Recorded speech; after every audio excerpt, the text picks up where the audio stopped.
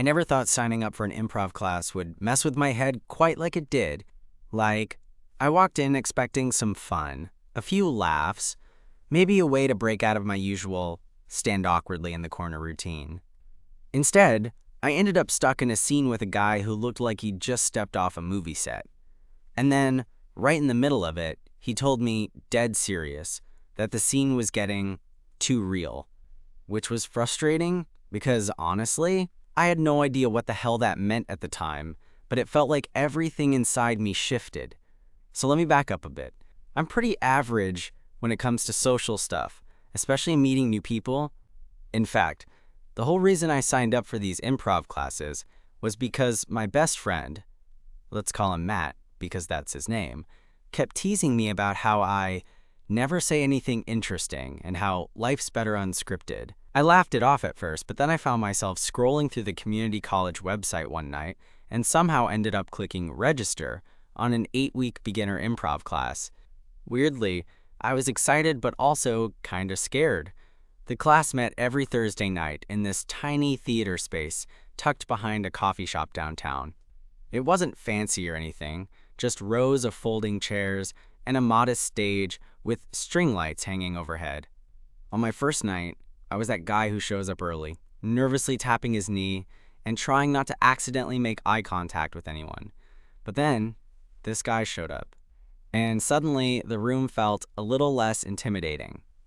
His name was Jamie, tall, with this kind of effortlessly messy brown hair and these laugh lines around his eyes that made him look friendly even when he was quiet. He had this vibe like he didn't take himself too seriously, but also cared about doing things well, which honestly threw me off because I tend to lean into the awkward side of things. I'm the guy who fumbles over words and tries to hide behind jokes that don't land. That first week, we were paired up for a warm-up exercise where we had to tell a quick story about something that made us happy. Jamie went first, talking about his dog and how ridiculous it was that the dog thought he could catch squirrels. When it was my turn, I stumbled through some dumb story about finding an old mixtape in my dad's stuff. Not exactly riveting, but Jamie listened like he actually cared, which made me want to try harder. By week 3, we were doing actual scenes, like the kind where you have to build a story with just a few cues and trust that the other person will catch you. I was still nervous, but Jamie was calm and steady, guiding the flow without bossing it. In one scene, we pretended to be roommates arguing over who forgot to buy toilet paper. It was silly, but somehow the way Jamie looked at me when he said, "Maybe you just don't care enough," felt like it was scratching beneath the surface of more than just the sketch. Then came the night it all changed. We were paired off again, and the prompt was simple. 2 people confess a secret. I went in half, expecting us to play it light and goofy, but Jamie's eyes got serious as we started. When I told him my character's secret, that he'd always felt out of place, Jamie's character confessed he'd been hiding that he was falling for his best friend. I don't know what it was, but something about the way we were saying those lines, the way our voices softened and the space between words stretched, made it stop feeling like acting. When Jamie paused and said, almost breathless, "This is getting too real," I froze. Because in that moment, I felt it too. That weird, electric tension that wasn't just about the scene anymore. The bell rang, snapping us back, and the class burst into applause like nothing had happened. But for me, everything had. And I couldn't stop wondering if Jamie felt it too. After class, I just sat there for a minute, trying to make sense of that weird little moment. Everyone was chatting and packing up, but Jamie and I found ourselves standing a bit apart, like neither of us knew how to bridge the gap between just a scene and whatever the hell that was. I wanted to say something, anything, but the words got stuck, tangled in my throat. Jamie finally cleared his throat and ran a hand through his hair, that same half-smile tugging at the corner of his mouth. "Hey, you okay?" he asked like he was checking on me, not just making small talk. "Yeah," I said, forcing a shrug. "Just didn't expect that to hit me like it did." He nodded, looking down at his shoes. "Me neither." It's weird how improv can get under your skin sometimes. We started walking out together, and the streets were chilly but quiet. The kind of cold that makes your breath hang in the air like little clouds. I wanted to tell him so many things. How I'd never really talked about feeling out of place or how I'd spent most of my life kind of hiding in plain sight, but I didn't. Instead, I just said, "Thanks for tonight, for being real." He laughed softly, and it felt like a gift. "You too. I mean it." The next week, I showed up with this nervous energy I couldn't shake.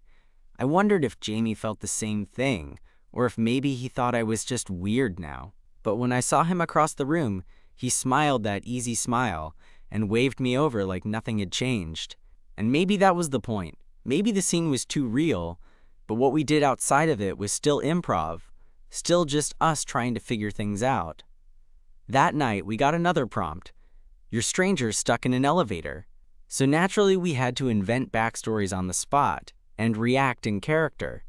Jamie's character was a travel photographer, mostly solo, always chasing the next shot. Mine was a tech guy who hated heights but took this job because it paid well. As we fumbled through the scene, I caught Jamie watching me with that same intensity, like he was trying to memorize every detail. When the scene ended, he leaned in and said quietly, "You're different than I expected." I blinked. "How so?" "More vulnerable, not in a bad way, like you let your guard down, even if just a little." I felt my face heat up and almost ducked my head, but instead I just said, "Guess improv's good for something, huh?" He grinned. "Definitely." Over the next few weeks, Jamie and I kept getting paired up. Sometimes it was coincidence, sometimes the teacher obviously nudged us together. We started to push the boundaries of the scenes, adding little personal truths here and there, testing how much we could reveal without making it awkward. And every time, he'd catch it. He'd catch me. One night, we did an exercise where you say the first thing that comes to mind, no filters. It's supposed to be about trust, about being present. When it was my turn, I blurted out, "I think I'm scared of being alone." There was a long pause.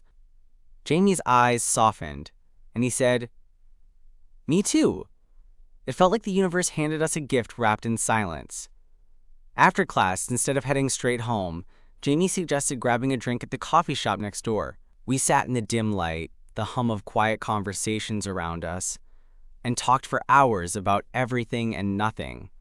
I told him about my family, how I always felt like the odd one out, and he shared stories about his own struggles with coming out and trying to find his place.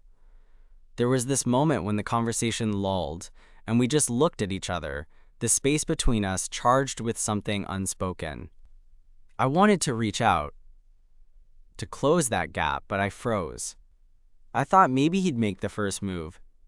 Instead, he smiled and said, "You know, I never thought improv could bring me this far." I chuckled, heart pounding. Yeah, me neither. When our drinks were empty, we walked back to the theater, side by side, neither of us wanting the night to end. At the door, Jamie hesitated, then said, "Want to hang out after next week's class? Like, maybe just us?" I nodded, words somehow failing me again. The next class felt different, like we both knew something was coming, but weren't quite ready to say it out loud. Our scenes were sharper, more focused, and every time our characters touched or shared a secret, my chest tightened in a way I didn't expect. During one scene, playing old friends who had drifted apart, Jamie's character said, "I always wondered what could have been if we hadn't let fear get in the way." I looked at him, heart hammering, and said, "Me too." Afterward, Jamie pulled me aside. "That line was for real, wasn't it?" I swallowed hard. "Yeah, it was." He took a step closer, searching my face. "Can I be honest? I think I've liked you from the moment we started working together." The world seemed to tilt for a second. I laughed nervously, then smiled. "That's probably the best scene we've done all semester." He laughed too, and then, finally, he reached out and squeezed my hand. I don't know exactly what the future holds, but for the first time, I'm excited to find out. Because sometimes the best improv is the one where you stop pretending and just let things get real. That night, when I got home, my mind was still racing. I kept replaying that moment, the way Jamie's hand felt when he squeezed mine, and wondering if I was dreaming or if it was actually real. I mean, I'd flirted and had crushes before, But this felt different, like it wasn't just some passing thing that would fizzle out after the buzz wore off. It was something I wanted to nurture, awkward and messy and all. The following Thursday, the entire class buzzed with energy, but for me, all I could focus on was Jamie. We sat next to each other, and it felt like gravity had shifted just for us. When the teacher started the session, we were given a prompt to improvise a date scene, the twist. The characters couldn't say, "I like you" or "I love you," but had to show it through actions and subtle cues. Jamie and I glanced at each other, silently agreeing to lean into the challenge. Our scene started light, with me pretending to be a nervous guy who forgot his wallet, and Jamie playing the charming waiter offering to cover the bill. But as we went deeper, the little nuances crept in. The way Jamie's character brushed a crumb off my shirt, or the way I pretended to stumble just to hold onto his arm a bit longer. By the time the scene ended, the class applauded, but I was only half there. Jamie caught my eye, and without a word, he gave me that slow, meaningful smile that made my heart do a weird flip-flop. I realized then that we were both holding back, like we were scared to cross some invisible line. After the class, instead of the usual coffee shop hangout, Jamie suggested we grab food at a nearby diner. It was casual, quiet, and exactly the kind of place where I could be myself without worrying about putting on a show. We slid into a booth and ordered greasy burgers and fries, the kind that stick to your fingers and remind you of simpler times. We talked about everything: our favorite movies, childhood memories, the weird quirks about ourselves that nobody usually sees. I learned that Jamie was a bit of a night owl, that he loved old vinyl records, and that he secretly wrote poetry but never shared it with anyone. I told him about my obsession with old sci-fi books and how I always dreamed of traveling but never had the guts to actually book a ticket. Somewhere between bites and laughter, I felt this warm, cozy feeling settle in. It was the kind of comfort you don't find with just anyone. I caught Jamie's gaze lingering a little longer than usual, and suddenly the quiet corner of the diner felt a lot smaller. When we were getting ready to leave, Jamie hesitated, like he was debating something in his head. Then, with that same soft smile, he reached out and tucked a stray strand of hair behind my ear. "I'm glad you took that improv class," he said quietly, "because otherwise I might never have met you." I smiled back, feeling a little bolder. "Yeah, me too." Over the next few days, I found myself counting down the hours until Thursday. The classes became the highlight of my week, not just for the games and scenes, but because I got to spend time with Jamie. We started texting more, sharing silly memes and random thoughts late into the night. One night, we even did a voice call, where we tried, and failed, to sing along to an old song. One Thursday, the teacher announced a new exercise. Partners will improvise a road trip. Jamie and I immediately paired up, grinning like kids who knew they'd get to spend the whole class together. Our scene was a mix of ridiculous arguments over music choices, pretending to get lost on back roads, and moments of quiet reflection as we drove through imaginary landscapes. At one point, Jamie's character pulled over to look at the stars, and without thinking, I reached out and took his hand. The class faded away, and in that tiny moment, it felt like the whole world had shrunk to just us. When the bell rang, Jamie didn't pull away. Instead, he squeezed my hand gently and gave me a look that said, "We don't have to pretend anymore." That night, as I walked back to my apartment, I caught myself smiling like a teenager who'd just gotten his first crush. But it wasn't just a crush. It was more. It was hope. It was the possibility that maybe, just maybe, I could stop hiding and start being real. The next week, we decided to skip the usual after-class hangout and instead went for a walk through the park nearby. The leaves were just starting to change, painting the ground with shades of orange and gold. We wandered, talking about everything and nothing, and I noticed how natural it felt to be with him. At one point, Jamie stopped and looked at me. "Can I ask you something a little crazy?" I raised an eyebrow. "Try me." He smiled nervously. "Would you want to go on a real date? Like, outside of improv scenes and classes?" My heart skipped a beat. "Yeah, I'd like that." We kept walking, side by side, the evening fading into a gentle quiet that felt just right. It wasn't perfect, and it wasn't scripted, but it was real. And for the first time in a long time, that was enough. Our first real date was a few days later, and I'm not gonna lie, I was a mess.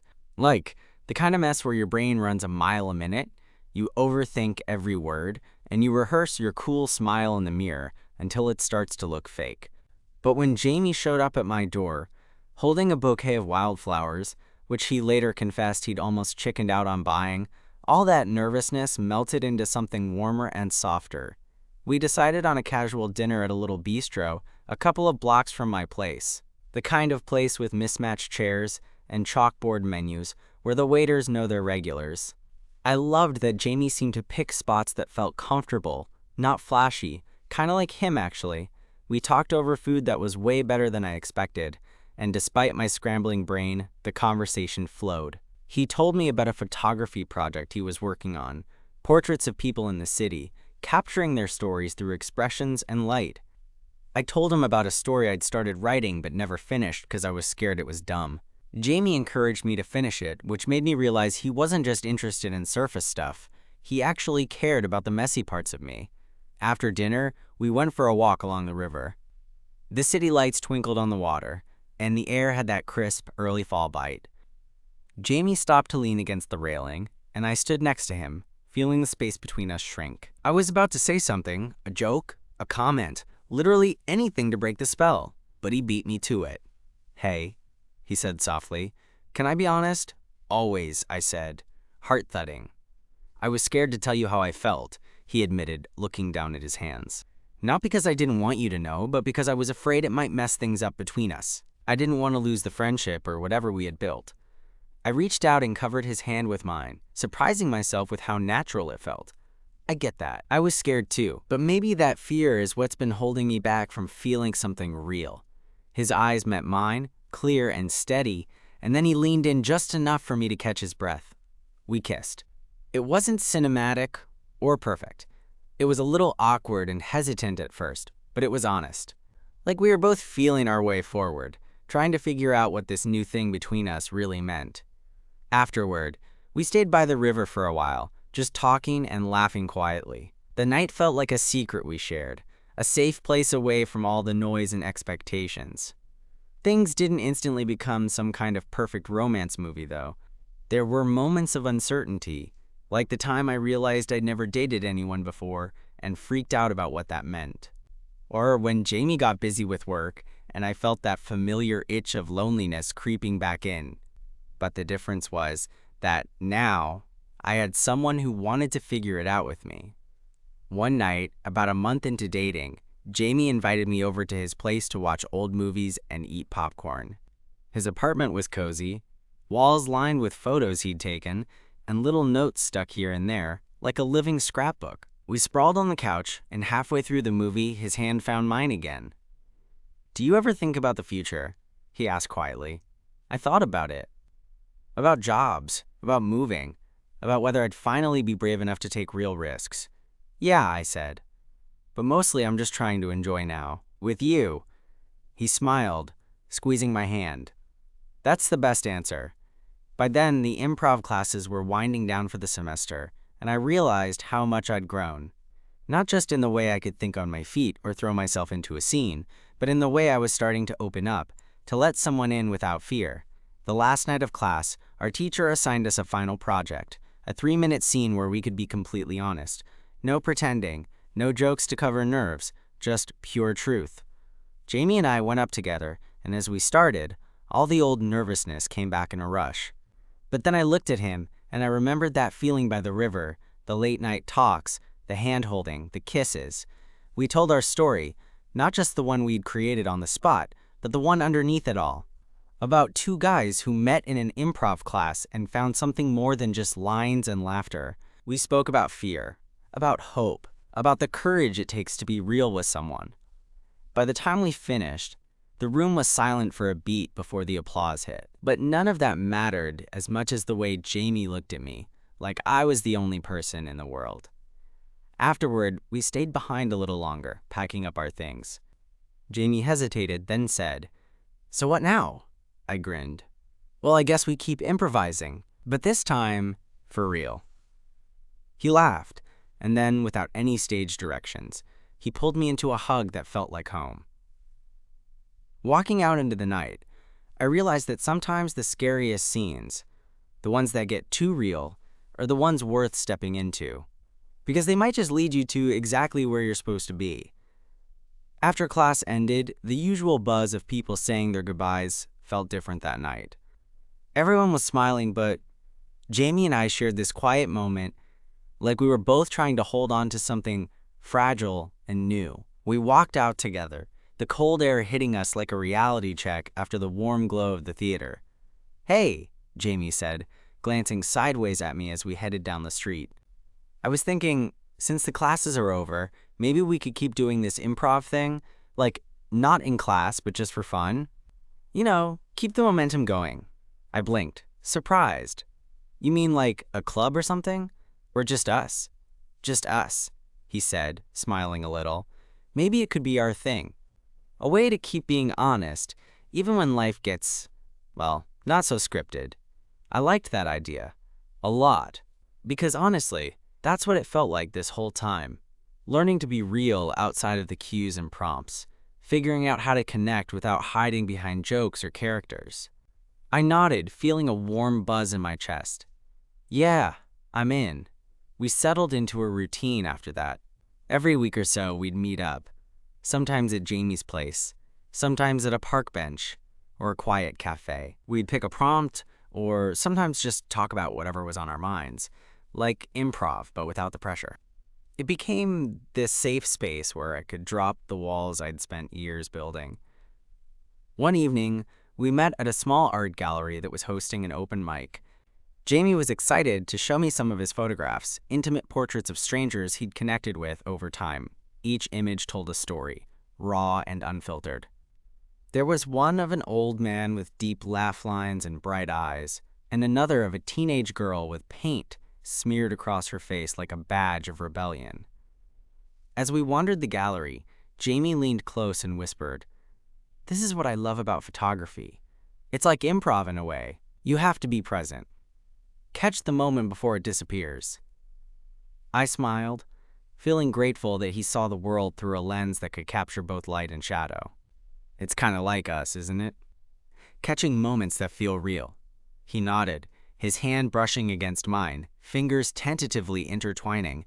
That night, after the gallery closed, we went for a walk through the empty streets. The city felt softer, quieter, like it was holding its breath.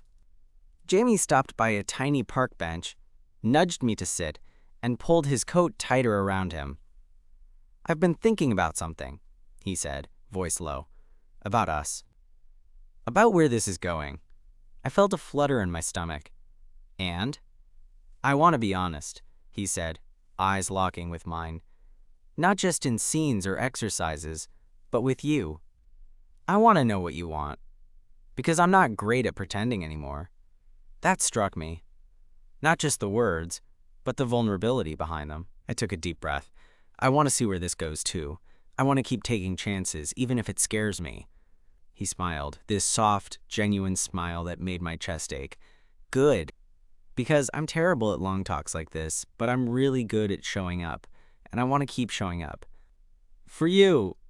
We sat there a while, hands entwined, the city around us fading into the background. It was one of those moments where time slows, and you realize that sometimes the scariest steps, like being vulnerable or opening your heart, are the ones that lead to something real. Over the next few weeks, our improv sessions became more than just a hobby. They were date nights, confessionals, a way to explore who we were outside of the masks we wore. Sometimes we'd act out ridiculous scenes, like arguing over who left the milk out or pretending to be stranded on a desert island. But other times, we'd dive into deeper stuff, like fears, dreams, and regrets. One night, Jamie surprised me by reading one of his poems. It was raw, beautiful, and honest. About love, about fear, about the leap it takes to trust someone. After he finished, I was quiet for a moment, touched in a way I didn't expect. "That was incredible," he shrugged, cheeks slightly pink. Thanks, I don't usually share that stuff. Well, I'm glad you did, I said, meaning it. It makes me feel like I can share more too. And I did. I told him about the time I got called out in middle school for being different, about the nights I spent staring at the ceiling, wondering if I'd ever find someone who saw me. I told him things I'd kept locked away, words I'd never said out loud. Jamie listened, holding my hand the whole time. It wasn't all perfect, of course. There were moments when I got scared of how fast things were moving, or when old insecurities bubbled up. Like the time I caught myself comparing us to some ideal relationship I read about online and felt like I wasn't enough. But Jamie always had this way of bringing me back. Quiet, patient, real. One evening, after a particularly tough day, I showed up at his apartment, feeling raw and exposed. Jamie greeted me with a hug that felt like a shield against everything. We didn't say much at first, just held each other as the city buzzed faintly outside. Then he whispered, "Whatever you're feeling, it's okay. You're not alone." That simple sentence hit me harder than I expected. Because for the first time, I felt like I had someone who wasn't just passing through my life, but was here to stay. Months passed, and with each day, Jamie and I built something steady, a relationship that wasn't perfect, but was ours. We kept improvising, learning, stumbling, and growing together. One rainy afternoon, as we sat on the couch binge-watching a terrible soap opera and sharing a blanket, Jamie looked over at me and said, "You know, I think this is the best scene we've ever had." I laughed, squeezing his hand. "Yeah, no scripts, just us." And in that moment, I knew. Sometimes the best stories aren't written, they're lived. And I was ready to keep living this one, scene by scene, with him. One evening, a few months after the rainy couch day, Jamie and I found ourselves back at that little theater where it all started. The improv class had long since ended, but the place still felt like home, a kind of sanctuary for the messy, honest parts of ourselves. We'd come to watch some local performers, but mostly we just wanted to be there together. Between sets, we sat quietly in the dim auditorium, fingers intertwined, the silence between us comfortable. Jamie leaned his head on my shoulder, and for the first time, I didn't feel the need to fill the space with words or jokes. It was enough to simply be there, two people who had learned how to show up, imperfect and real. He looked up at me with that same soft expression I'd come to recognize, and said, "You know, I never thought I'd find something like this. Not just the improv or the laughs, but us. Something steady." I smiled, feeling that familiar warmth bloom in my chest. Me neither. And I think that's the best kind of surprise. Later, as we walked home beneath the glow of streetlights, I thought back on everything. The awkward first class, the scene that got too real, the nights spent figuring out how to be vulnerable. All those moments had led us here. Life wasn't perfect. We still had our fears, our uncertainties, but we had each other, and that made all the difference. Maybe love isn't about grand declarations or flawless scenes. Maybe it's about showing up, day after day, ready to be seen and to see someone else in return. And as Jamie squeezed my hand and smiled, I knew I was exactly where I was meant to be.